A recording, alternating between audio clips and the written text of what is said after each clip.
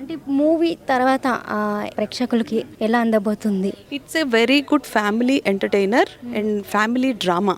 అంటే తల్లిదండ్రులు వల్ల కూడా కొన్ని తప్పులు జరుగుతూ ఉంటాయి. తల్లిదండ్రులు అయినంత మాత్రం తప్పు చేయరని కాదు కదా. తప్పు చేస్తే పిల్లలు ఎలా దాన్ని సరిదిద్దుతారు అంటే ఈ జనరేషన్కి తల్లిదండ్రుల మీద పెద్దగా ప్రేమ లేదు అని చాలామంది అంటూ ఉంటారు కదా.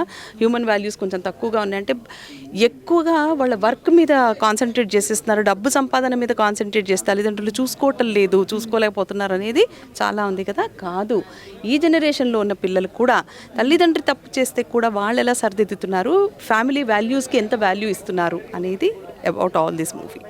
మేడం ఇప్పుడు చెప్పారు కదా, అది కాన్సెప్ట్ అనుకోవాలా మీరు? అంటే ఇప్పుడు ఆ మూవీలో కాన్సెప్ట్ లాగే మీరు చెప్తున్నారు అలానే మూవీ కాన్సెప్ట్ ఈస్ డిఫరెంట్. నేను మూవీ కాన్సెప్ట్ చెప్పేస్తే 7th March ఎవరు థియేటర్స్కి రారు.